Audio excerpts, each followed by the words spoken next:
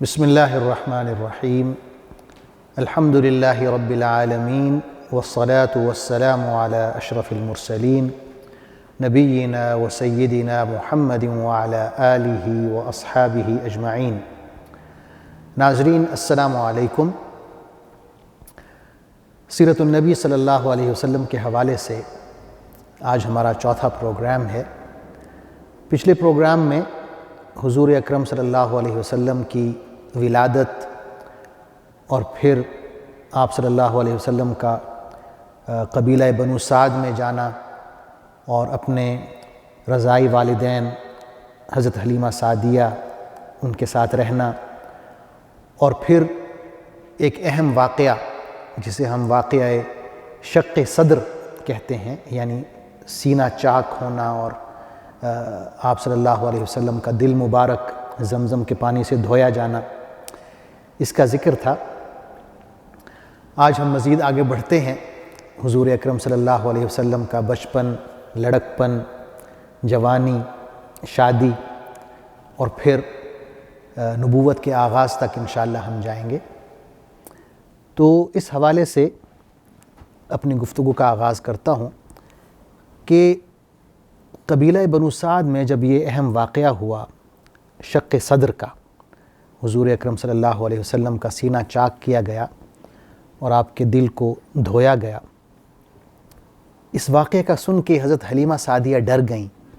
کہ یہ کیا ہوا ہے، اور وہ آپ صلی اللہ علیہ وسلم کو ان کی والدہ ماجدہ حضرت آمنہ کے پاس مکہ واپس چھوڑ آئیں۔ حضرت آمنہ ایک باوفا بیوی ہونے کے ناطے انہوں نے یہ ارادہ کیا کہ اپنے مرحوم خامند جناب عبداللہ جو مدینہ میں فوت ہو گئے تھے اور ان کی قبر بھی وہیں تھی، ان کی قبر کی زیارت کی جائے۔ تو آپ اپنے سسر یعنی آپ صلی اللہ علیہ وسلم کے دادا جناب عبد المطلب اور خود حضور صلی اللہ علیہ وسلم جو اس وقت بچپن کے عالم میں تھے، اور آپ کی کنیز ایمن رضی اللہ عنہا، یہ چاروں ایک چھوٹے سے قافلے کی شکل میں مدینہ جاتے ہیں اور حضرت آمنہ اپنے خامند کی قبر کی زیارت کرتی ہیں، اور واپسی میں آپ بیمار ہو جاتی ہیں۔ مکہ اور مدینہ کے درمیان ایک مقام ہے جس کا نام ابواء ہے، وہاں پہ آپ فوت ہو جاتی ہیں اور وہیں پہ تدفین ہوتی ہے، اور حضور صلی اللہ علیہ وسلم کے مشفق دادا جناب عبد المطلب آپ کو لے کے مکہ واپس آتے ہیں۔ لیکن جناب عبد المطلب بھی زیادہ عرصے تک نہیں رہ پاتے، یعنی اس وقت جب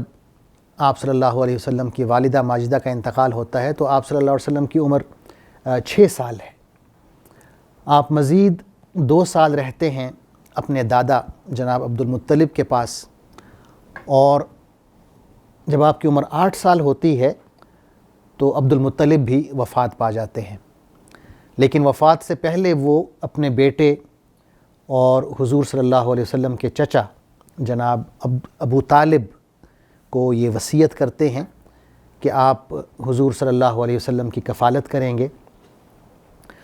ابو طالب حضور صلی اللہ علیہ وسلم کی کفالت کرتے ہیں، انہیں اپنے گھر میں رکھتے ہیں، اور آپ صلی اللہ علیہ وسلم کے ساتھ جناب ابو طالب کو شدید محبت ہوتی ہے، یہاں تک کہ جب حضور صلی اللہ علیہ وسلم 12 سال کی عمر کو پہنچتے ہیں تو ابو طالب تجارت کے لیے ملک شام کا سفر اختیار کرنا چاہتے ہیں، اور حضور صلی اللہ علیہ وسلم کو اپنے ساتھ لے جاتے ہیں، یعنی اس لڑکپن کی عمر میں بھی وہ آپ کو مکہ میں اکیلا نہیں چھوڑتے۔ راستے میں عراق میں غالباً ایک شہر ہے جس کا نام ہے بصرہ، وہاں پر پڑاؤ ڈالتے ہیں تو وہاں ایک عیسائی عالم ہے جسے تاریخ میں یا تاریخ کی کتب میں جس کا نام بحیرہ راہب لکھا گیا ہے۔ بحیرہ راہب جو ہے عیسائی عالم، وہ باہر نکلتا ہے اپنے عبادت خانے سے اور پورے قافلے والوں کی دعوت کرتا ہے، انہیں کھانا کھلاتا ہے۔ اس سے قبل اس نے کسی قافلے کی دعوت نہیں کی ہوتی،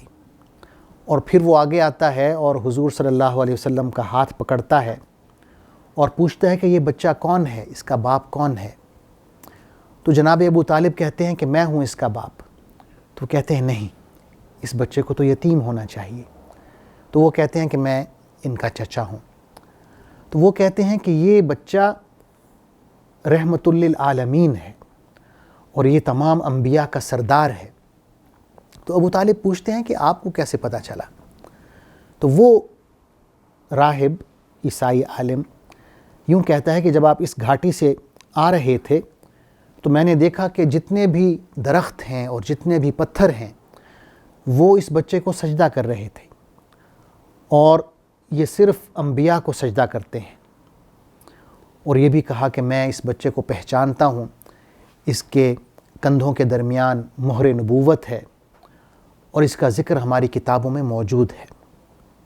اور ساتھ میں وہ یہ بھی کہتا ہے کہ آپ اسے فوراً واپس لے جائیں کیونکہ مجھے خطرہ ہے کہ یہودی اسے نقصان پہنچائیں گے۔ تو ابو طالب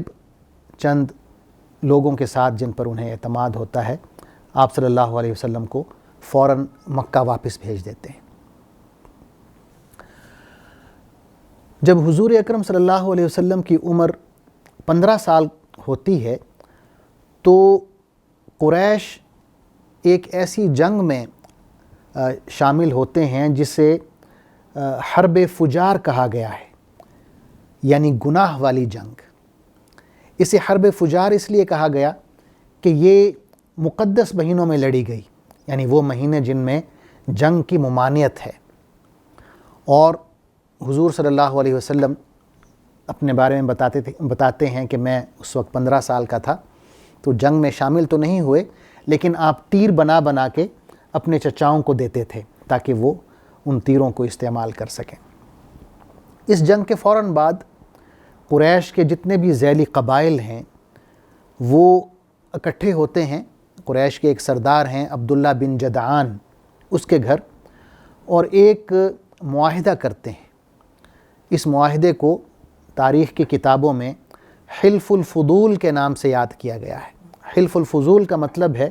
نیکیوں کا معاہدہ، یعنی قریش نے اس معاہدے میں چند باتوں پر اتفاق کیا۔ سب سے پہلے یہ کہ مکہ میں کسی قسم کے ظلم کو برداشت نہیں کیا جائے گا، اور یہ کہ مظلوم کا ساتھ دیا جائے گا، اور ظالم کے خلاف سارے مکہ والے اٹھ کھڑے ہوں گے جب تک وہ مظلوم کو اس کا حق دے نہ دے۔ حضور صلی اللہ علیہ وسلم اسلام کے بعد بھی، نبوت اور رسالت کی نعمت حاصل ہونے کے بعد بھی اس معاہدے کا ذکر فرماتے اور اچھے الفاظ میں اس کا ذکر فرماتے۔ احادیث میں ہے کہ آپ صلی اللہ علیہ وسلم نے فرمایا، لقد شہدت فی دار عبداللہ بن جدعان حلفا ما احب ان لی بها حمر النعم ولو ادعا بها فی الاسلام لاجبت، کہ عبداللہ بن جدعان کے گھر میں ایک ایسے اچھے معاہدے میں شریک ہوا کہ جس میں شرکت مجھے سرخ اونٹوں سے بھی زیادہ عزیز ہے، اور اگر اسلام کے آ جانے کے بعد بھی اگر کوئی مجھے اس قسم کے یا اس جیسے معاہدے میں شرکت کرنے کی دعوت دے تو میں ضرور اس میں شریک ہوں گا۔ آپ صلی اللہ علیہ وسلم کا جو لڑکپن ہے جوانی تک، یہ مدت بہت تنگ دستی میں گزری ہے۔ احادیث میں آتا ہے کہ آپ صلی اللہ علیہ وسلم اپنے بارے میں بتاتے ہیں کہ آپ نے مکہ والوں کے لیے بکریاں چرائیں، بلکہ قبیلہ بنو سعد کے لوگوں کے لیے بھی آپ نے بکریاں چرائیں، یہاں تک کہ آپ جوان ہوتے ہیں، 25 سال کی عمر تک پہنچتے ہیں، اور آپ کی شادی ہو جاتی ہے حضرت خدیجہ رضی اللہ تعالی عنہا سے، اور اس شادی کے بعد پھر آپ کے جو حالات ہیں وہ بہتری کی طرف جاتے ہیں، مالی حالات۔ حضرت خدیجہ رضی اللہ عنہا قریش کی معزز ترین خاتون ہیں۔ آپ ایک مالدار خاتون ہیں، خوبصورت خاتون ہیں، اور آپ اپنا مال لوگوں کو دیتی ہیں تاکہ وہ اس میں تجارت کریں، قافلوں میں جائیں شام کی طرف یا یمن کی طرف اور اس میں تجارت کریں، اور جو بھی منافع ہو وہ آپس میں وہ تقسیم کرتی تھیں، کچھ خود لیتی تھیں، کچھ ان تاجروں کو دیتی تھیں۔ لیکن جب آپ نے حضور صلی اللہ علیہ وسلم کے صدق اور امانت کے بارے میں سنا تو آپ نے انہیں بھی یہ پیشکش کی کہ آپ میرا مال لے جائیں، شام کی طرف جائیں اور تجارت میں اسے خرچ کریں، تجارت کریں، اور ساتھ میں انہوں نے اپنا ایک غلام جس کا نام میسرہ بتایا جاتا ہے وہ بھیجا کہ وہ بھی آپ کے ساتھ جائیں۔ تو یہ جو غلام ہے میسرہ، یہ آپ کے ساتھ جاتا ہے ملک شام، آپ حضرت خدیجہ کے مال میں تجارت کرتے ہیں، اور میسرہ جو ہے وہ آپ کو نوٹ کرتا ہے آپ کی امانت، دیانت، سچائی، اور واپس آ کے جو بھی منافع ہوتا ہے حضور صلی اللہ علیہ وسلم وہ حضرت خدیجہ کو دے دیتے ہیں، اور میسرہ کی زبانی حضرت خدیجہ حضور صلی اللہ علیہ وسلم کی تعریف سنتی ہیں، متاثر ہوتی ہیں، اور آپ کو شادی کا پیغام بھیجتی ہیں۔ اور آپ کی حالت یہ ہے کہ آپ 2 دفعہ بیوہ ہو چکی ہیں، یعنی پہلے آپ کی شادی ہوئی، آپ کے خامند فوت ہوئے، پھر دوبارہ آپ کی شادی ہوئی، دوسرے خامند بھی فوت ہو گئے، تو آپ بیوہ خاتون ہیں، لیکن آپ نے حضور صلی اللہ علیہ وسلم کو جو اس وقت 25 سال کے تھے اور حضرت خدیجہ کی عمر 40 سال بتائی جاتی ہے، آپ نے شادی کا پیغام بھیجا۔ حضور صلی اللہ علیہ وسلم نے اپنے چچاؤں سے مشورہ کیا اور ان کی رائے لی، انہوں نے بھی آمادگی کا اظہار کیا، اور یوں یہ شادی ہو گئی۔ حضور صلی اللہ علیہ وسلم کی عمر 25 سال کی تھی اور حضرت خدیجہ رضی اللہ عنہ کی عمر 40 سال کی تھی، اور آپ صلی اللہ علیہ وسلم کی بیشتر اولاد حضرت خدیجہ کے بطن سے ہے، جس میں 6 بچے ہیں، 2 بیٹے اور 4 بیٹیاں۔ بیٹوں میں سب سے بڑے حضرت قاسم ہیں، اور اس کے بعد پھر 4 بیٹیاں ہیں، حضرت زینب، حضرت رقیہ، حضرت ام کلثوم اور حضرت فاطمہ، اور پھر ایک بیٹے ہیں حضرت عبداللہ۔ اور آپ کے جو 7ویں بچے ہیں وہ بھی بیٹے ہیں حضرت ابراہیم،